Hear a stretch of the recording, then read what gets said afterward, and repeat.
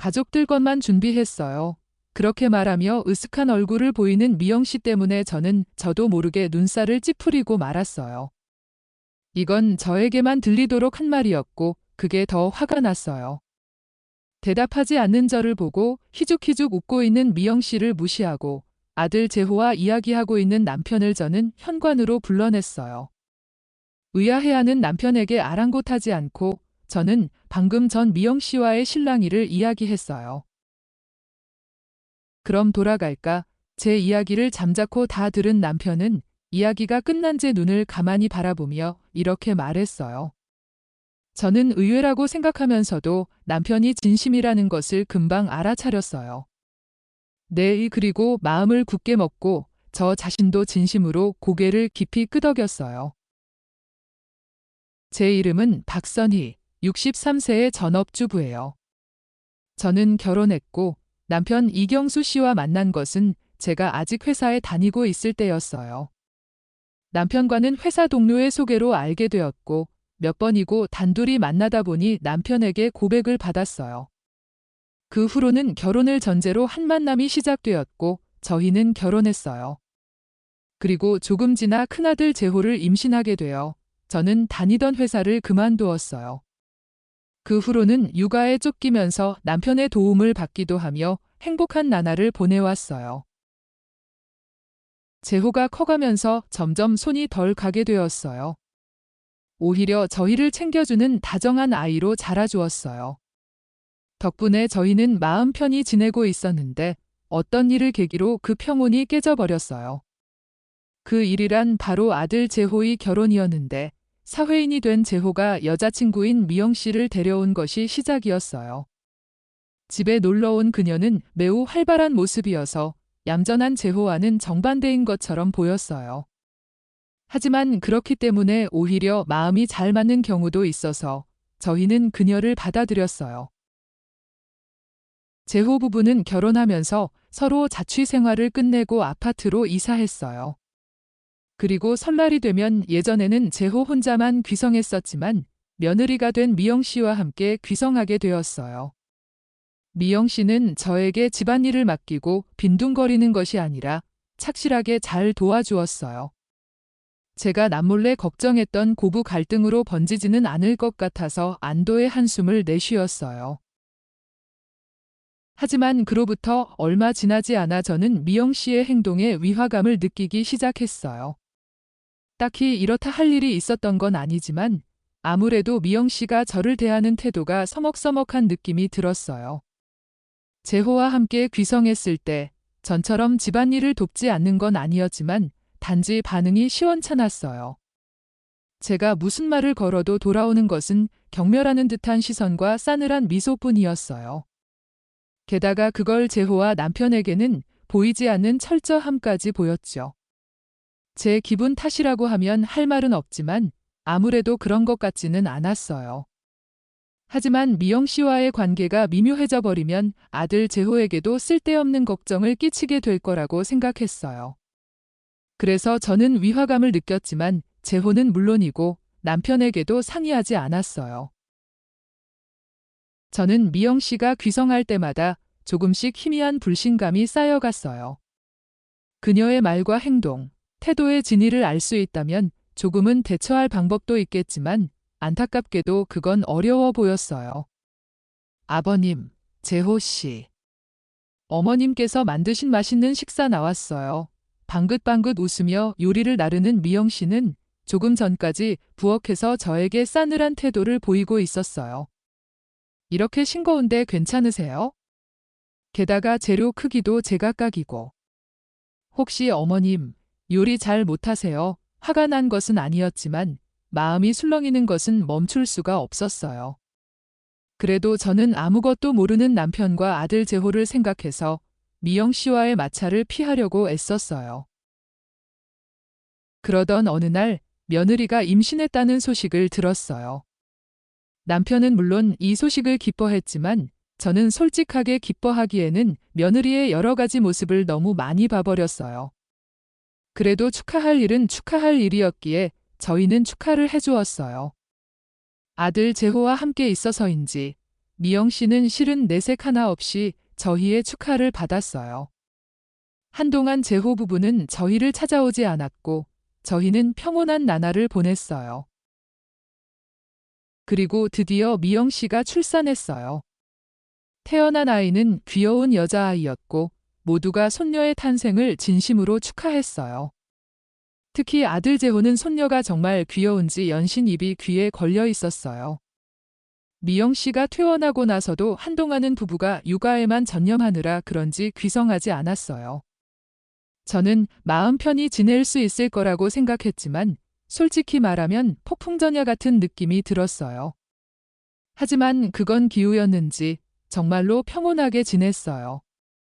가끔 며느리 쪽에서 전화가 걸려오긴 했지만 딸아이가 처음으로 선마라고 불렀다든지 처음으로 걸었다든지 하는 성장 보고뿐이었고 별다른 일은 없었어요.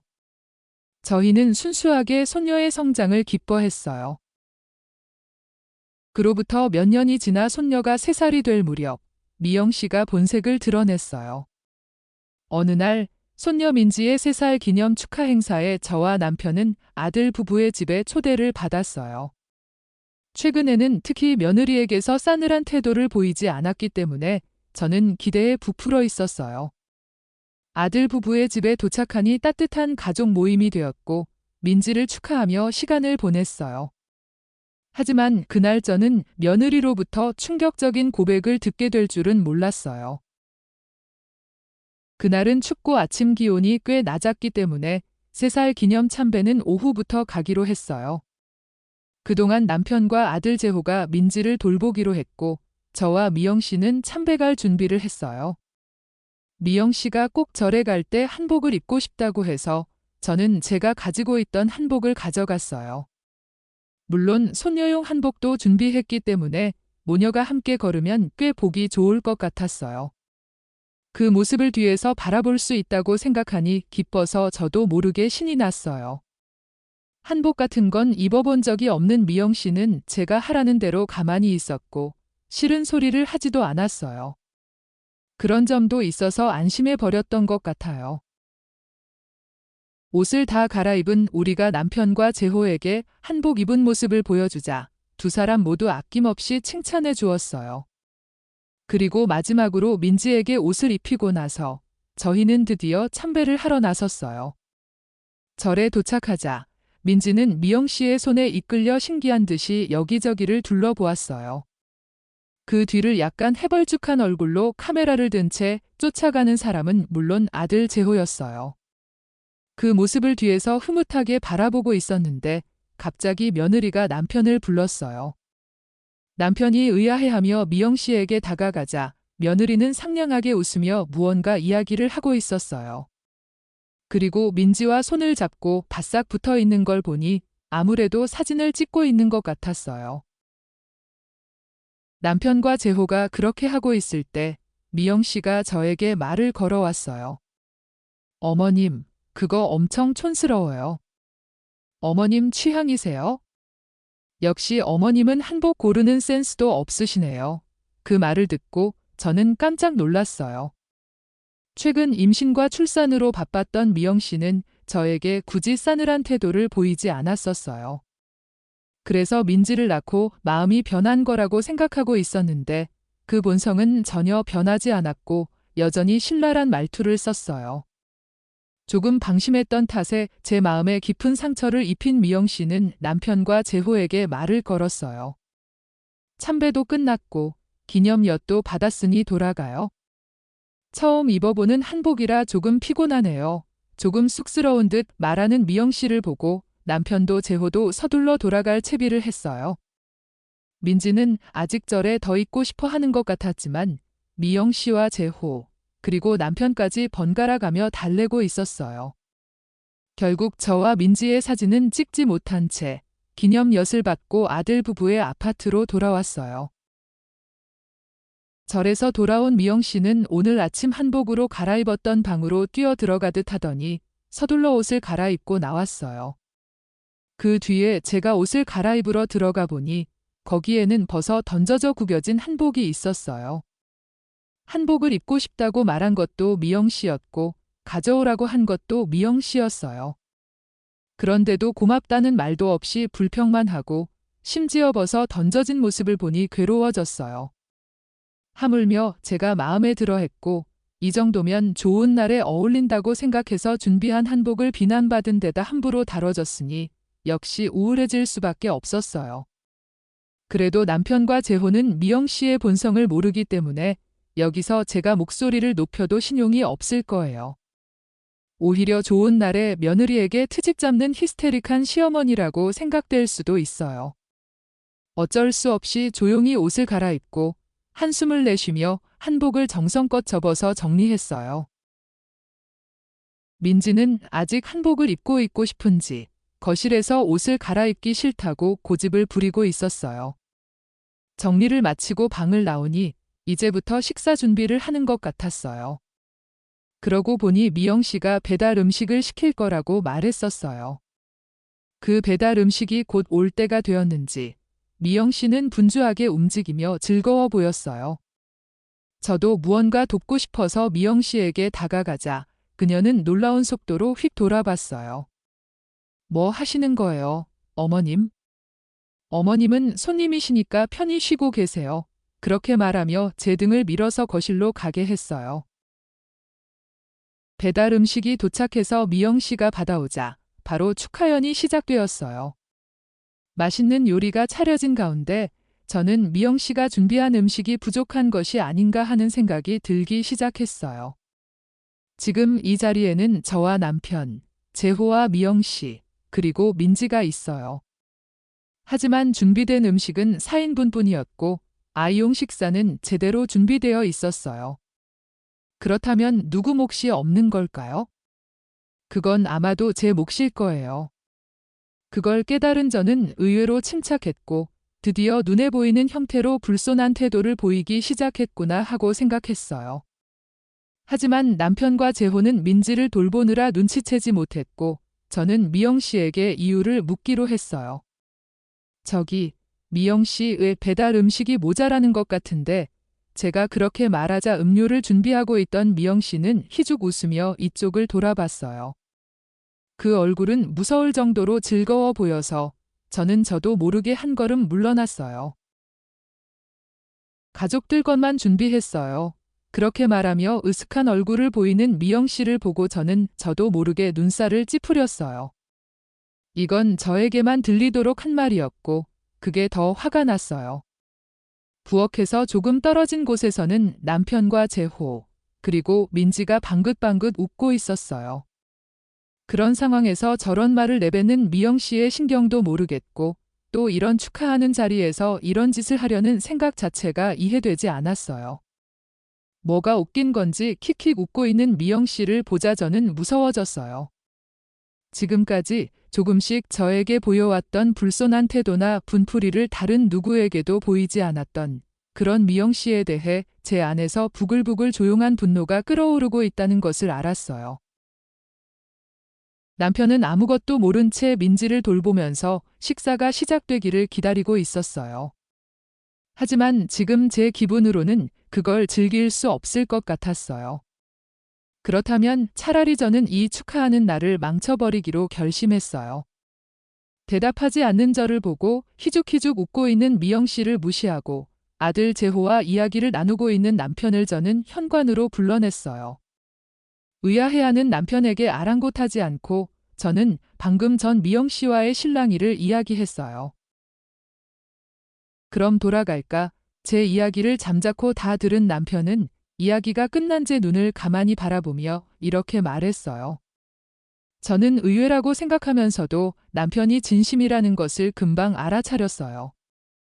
네, 그리고 마음을 굳게 먹고 저 자신도 진심으로 고개를 깊이 끄덕였어요. 제 마음을 울리는 듯한 차가운 말이 남편의 입에서 나왔어요. 이것만으로도 저는 구원받은 듯한 기분이 들었고 이해받았다는 사실에 안도했어요. 만약 제가 하는 말을 믿어주지 않았다면, 만약 그 자리에서 혼나고 며느리가 더 기세등등해졌다면? 그렇게 생각하면 무서웠지만 어떻게든 남편에게 사실을 알리고 싶었어요.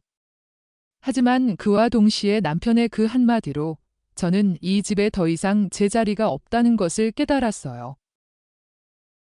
남편에게 진실을 전한 채로, 그런데도 손녀 민지를 위해서라며 당당하게 있을 수는 없었어요. 저는 남편에게 눈짓을 하고 고개를 끄덕인 뒤 재호에게도 민지에게도 아무 말도 하지 않고 조용히 아들 부부의 집을 나왔어요. 남편이 운전하는 차에 올라타면서 저는 방금 나온 집을 올려다보며 기집애는 이제 올 일이 없겠구나 하고 조금 쓸쓸한 기분이 되어 중얼거렸어요. 남편은 말없이 제 말을 받아들이고는 조용히 차를 출발시켰어요. 그 침묵이 제 가슴을 무겁게 짓눌렀고 이제 와서 아들 재호와 손녀 민지에게 미안한 짓을 했다는 생각이 들었어요. 제 마음이 좁았던 것뿐이고 사실은 그냥 넘겼어야 했던 게 아닐까? 당장이라도 다른 음식을 준비해서 즐거운 시간을 함께 보냈어야 했던 게 아닐까? 이제 와서 돌이킬 수 없는 지경에 이르러 저는 후회하고 있었어요. 하지만 그런 제 마음을 알아챘는지 남편이 다시 입을 열었어요. 당신이 납득할 때까지 이제 미영 씨와 엮일 일은 없을 거야. 분명 재호도 놀랄 거고 민지도 슬퍼하겠지만 그렇게 만든 건 미영 씨야. 당신 탓이 아니야. 남편의 말에 저는 가만히 귀를 기울였어요. 신호에 걸려 차를 세웠을 때 남편의 손이 제 손을 꽉 잡았고 그 온기가 제게 용기를 주었어요. 그 따뜻함을 되새기며 저는 작게 고맙다고 말했어요. 고마워요, 여보. 그래도 약간의 분함과 분노가 뒤섞인 감정이 제 안에서 한바탕 소란을 일으켰어요. 하지만 저는 그런 감정들을 떨쳐내고 며느리의 도발에 응하지 않고 냉정하게 대처한 것을 긍정하기로 했어요. 지금까지 실컷 무시당해 왔으니 미영 씨는 슬슬 천벌을 받아야 한다고 마음을 다잡았어요. 결의를 다진 직후 제 스마트폰이 울렸어요. 화면을 확인하니 아들 재호의 이름이 표시되어 있었고 저희가 말없이 돌아간 것에 대한 걱정스러운 연락이라는 것을 알았어요. 제가 힐끗 남편에게 시선을 보내자 남편도 저에게 시선을 보내며 조용히 고개를 끄덕였어요. 저는 마음을 정하고 통화 버튼을 눌렀고 곧바로 재호의 다급한 목소리가 들려왔어요. 엄마, 혹시 돌아가셨어요?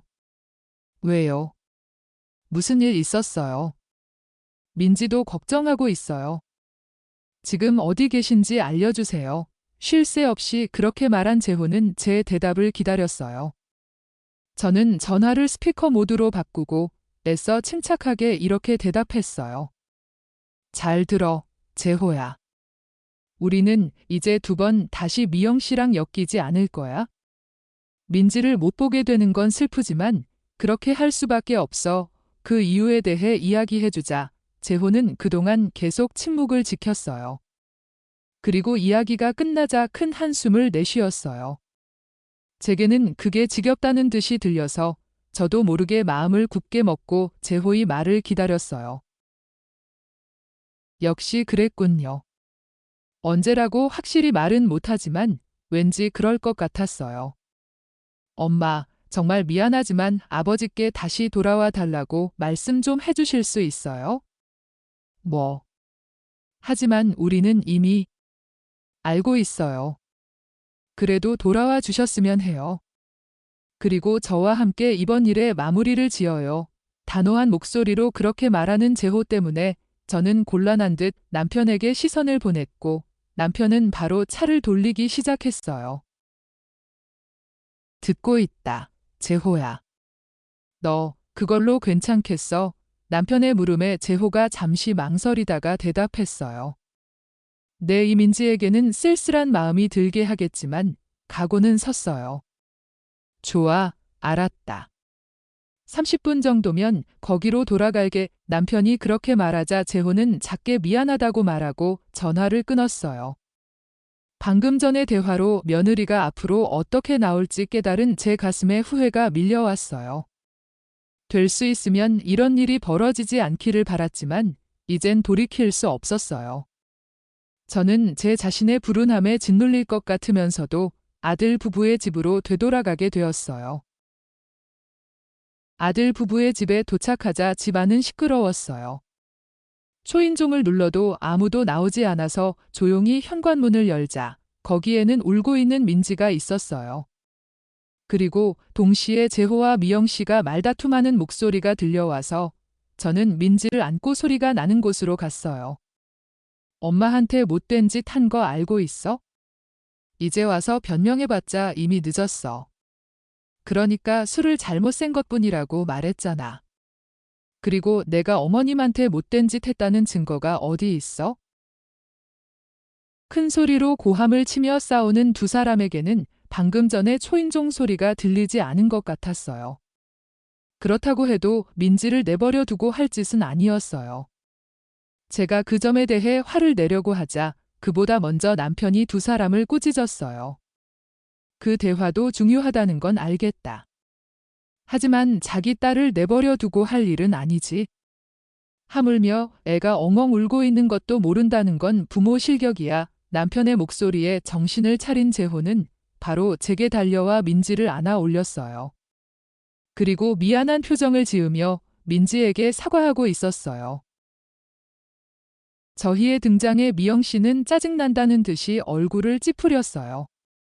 그리고 이번에는 지금까지와는 달리 불손한 태도를 숨기지 않고 남편과 재호 앞에서 드러냈어요. 어머나, 어머님. 그냥 돌아가셨으면 좋았을 텐데 다시 오셨어요. 이제 와서 돌아오셔도 어머님 몫은 없어요? 제가 깜빡하고 술을 잘못 새는 바람에 방금 전의 고성으로 이제 남편이나 재호에게 숨길 수 없다고 생각한 거겠죠. 태도는 불손했지만 음식의 수에 관한 이야기는 어디까지나 단순한 실수로 하고 싶은 것 같았어요. 하지만 남편도 재호도 저에게 이야기를 들었기 때문에 그건 통하지 않았어요. 제가 반박하려던 순간 재호가 아까와 마찬가지로 소리쳤어요. 그러니까 애초에 이야기가 그게 아니라고 했잖아. 우리가 안 보이는 데서 엄마한테 못되게 굴었다는 이야기잖아. 재호의 큰 소리에 겨우 울음을 그쳤던 민지가 다시 울기 시작했어요.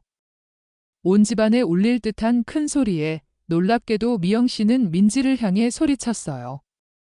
아까부터 빽빽 시끄럽네. 지금 중요한 얘기하고 있으니까 조용히 못해. 딸한테 무슨 말을 그렇게 해. 역시 너는 그런 애였어. 재호가 이렇게까지 화내는 모습을 본 적이 없는 저는 어찌할 바를 몰라 안절부절 못했어요. 하지만 제가 무언가를 하기도 전에 남편이 재호에게 다가가 민지를 안아 올렸어요. 이 아이는 내가 맡을 테니 좀 더 침착하게 이야기해라. 남편은 그 말만 하고 민지를 안은 채 거실 소파에 앉았어요. 그렇게 다시 미영 씨와 재호, 그리고 제가 함께 이야기를 시작했어요. 미영 씨, 먼저 묻고 싶은 게 있는데 내가 혹시 미영 씨한테 무슨 신뢰되는 짓이라도 했나요? 어째서 그렇게 나한테 쌀쌀맞게 구는 거죠? 무슨 말씀이세요, 어머님? 저는 그냥 음식수를 착각했을 뿐이라니까요. 단순한 실수인데 그렇게까지 말씀하실 건 없잖아요. 그러니까 몇 번을 말해야 알아들어. 내가 지금까지 엄마한테 해온 짓들, 내가 전부 알고 있다고 말했잖아. 끝까지 시치미를 때려는 미영 씨에게 재호가 바로 반박했어요. 그 말에 입술을 꽉 깨물던 미영 씨는 한숨을 한 번 내쉬더니 크게 숨을 내뱉었어요. 이런 고자질이라니 비겁한 짓을 하셨네요. 어머님. 우툭 그렇게 중얼거린 미영 씨는 포기한 듯 어깨를 으쓱하며 이렇게 말했어요. 딱히 뭐 이유는 없어요? 그냥 왠지 짜증이 났어요. 그렇게 얌전한 척하는 모습이나 저한테 저 자세로 나오는 것도 정말로 거슬렸거든요. 딱히 이렇다 할 이유도 없이 그저 짜증이 난다는 이유만으로 불손한 태도를 보였던 거예요. 그리고 그것이 어느새 쾌감으로 변했던 거겠죠. 저를 따돌리게 된 거예요. 그 말을 들은 재호는 당연히 분노로 얼굴이 새빨개졌고 시야 끝으로 남편 역시 며느리를 노려보고 있었어요. 우리한테 그걸 안 보여줬던 건 가능한 한 오래 엄마를 괴롭히기 위해서였나? 아니면 아버지한테 혼나거나 나랑 이혼하는 게 두려워서였나? 재호가 그렇게 묻자 미영 씨는 재호와 남편을 번갈아 보더니 마지막으로 저와 눈을 맞추고는 희죽 웃었어요. 그리고 왠지 가슴을 펴고 자신만만하게 이렇게 대답했어요. 글쎄, 전부 다. 아버님한테 혼나는 건 너무 무섭고 이혼하면 이래야 하잖아요. 앞으로 육아에는 돈이 많이 드는 데다 스트레스 해소에 어머님은 빼놓을 수 없는 존재니까. 미영 씨의 말을 듣고 저는 입을 벌린 채 멍하니 있었어요. 하지만 재호는 달랐는지 분노를 넘어 무표정한 얼굴로 이렇게 말했어요. 육아가 힘들다고? 이제부터 너한테 육가는 상관없는 일이잖아. 너는 양육권을 빼앗기고 이 집에서 나가는 거니까. 그 말에 놀란 것은 미영 씨뿐이었어요. 저와 남편은 아들 부부의 집으로 돌아오기 전부터 이미 짐작하고 있었고 민지는 무슨 말인지 잘 모르는 것 같았어요. 결의가 굳은 재호의 눈은 진지했고 물론 마음이 변할 리는 없어 보였어요. 그 말이 무엇을 의미하는지 바로 이해한 미영 씨는 재호에게 매달리듯 물고 늘어졌어요. 잠깐, 그게 무슨 뜻이야? 이혼하겠다는 거야? 저 아이 엄마는 나야. 다른 누구도 키울 수 없어. 확실히 말해두겠는데 민지는 내 곁에 없는 편이 나아. 아버지도 어머니도 계시고 나도 육아를 우선으로 할 생각이니까 아무 문제 없어. 장모님이긴 하지만 어머니를 함부로 대하는 사람한테 내 딸을 키우게 하고 싶지 않아. 재호는 그렇게 말하며 미영 씨의 등을 밀어 현관 쪽으로 내쫓으려 했어요. 싫어. 쟤는 내 아이야. 내가 아니면 아무도 못 키워. 응.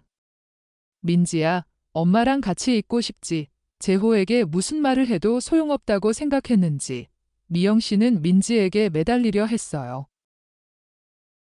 하지만 민지는 어리둥절한 채 미영 씨를 보며 또렷하게 이렇게 말했어요. 민지는 엄마랑 같이 안 있어도 돼.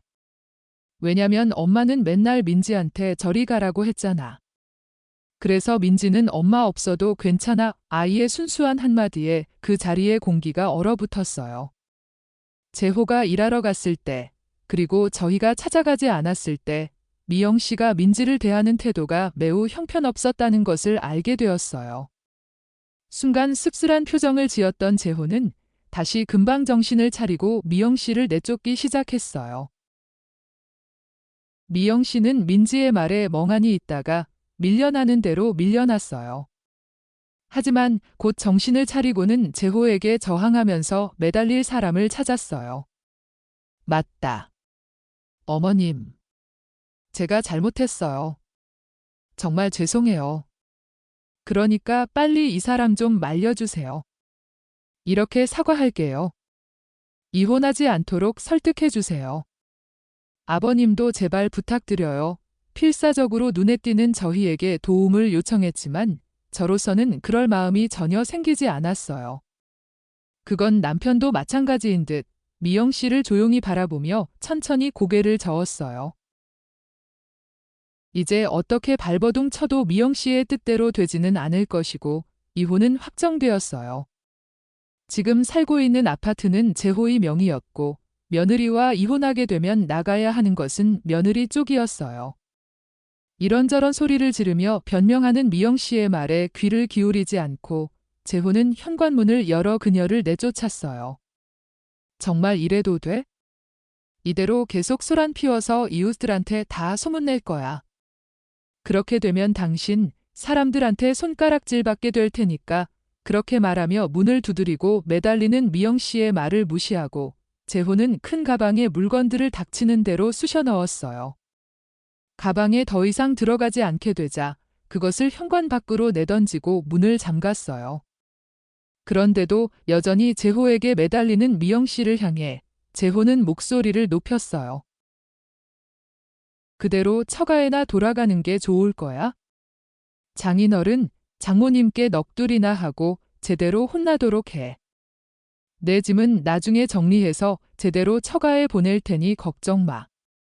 그리고 이혼 서류도 보낼 테니 제대로 서명해서 반송해줘. 그렇게 말하고 저희가 있는 거실로 돌아와 남편에게 안겨있는 민지의 머리를 쓰다듬으며 사과했어요.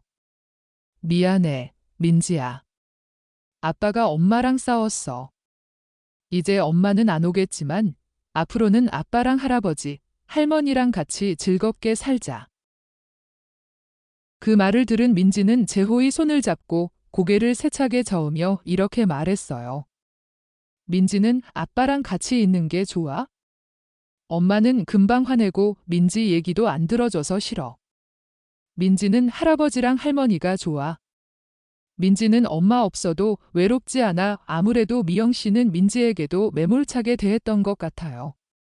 자신에게 화가 났다는 사실조차 제대로 전하지 못하는 민지에게까지 모질게 굴었다는 것을 알게 된 저희는 이제 무슨 일이 있어도 미영 씨를 용서할 수 없었어요. 저는 아직 현관 앞에서 소란을 피우고 있는 미영 씨에게 한마디 해주고 싶어서 현관으로 향했어요.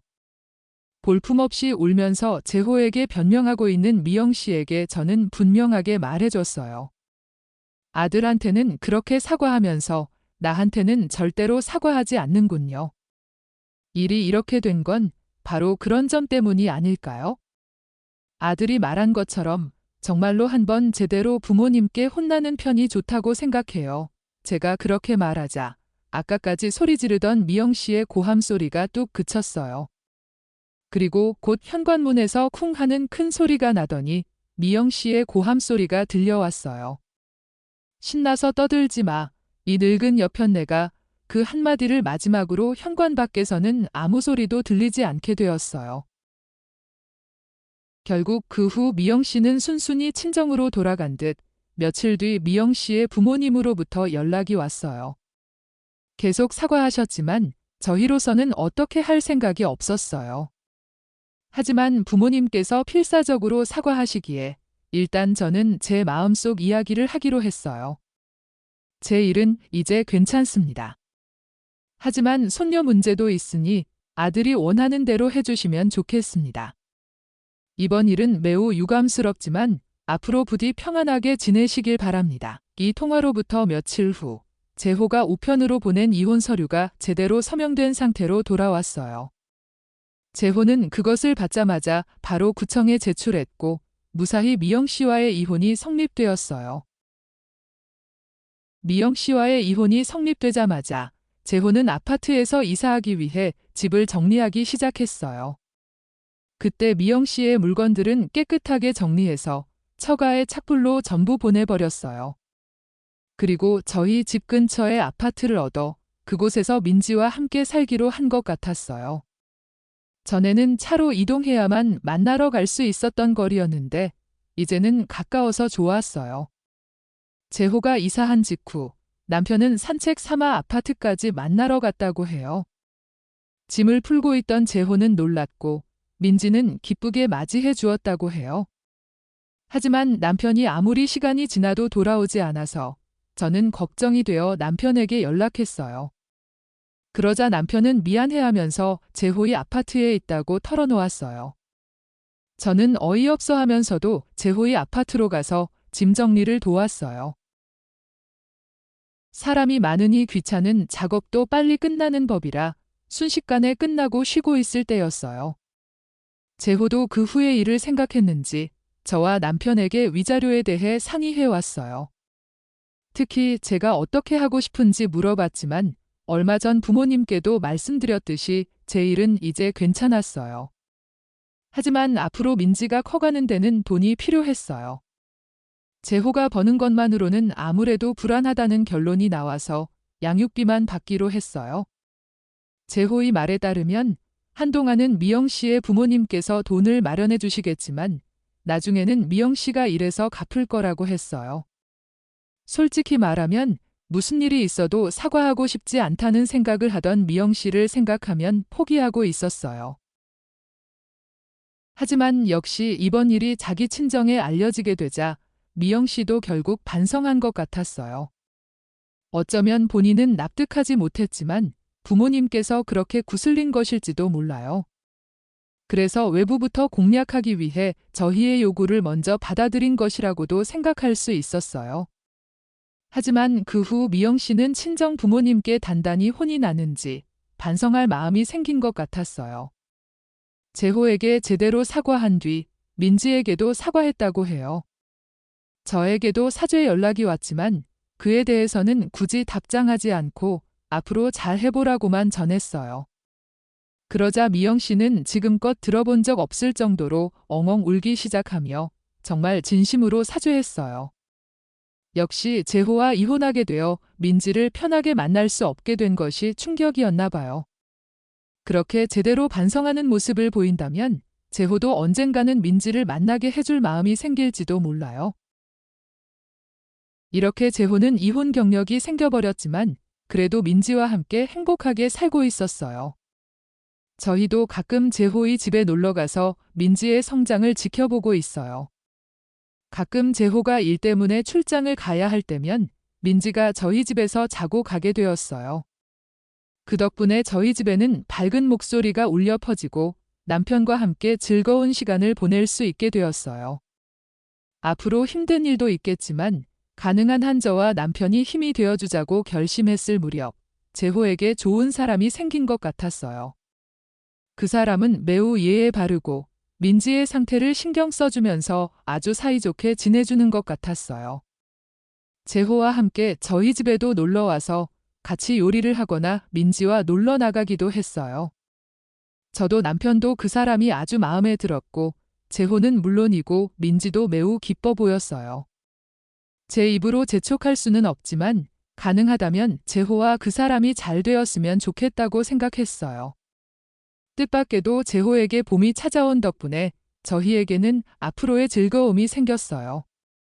저희는 설레는 시간을 즐기면서 조용히 지켜볼 생각이에요.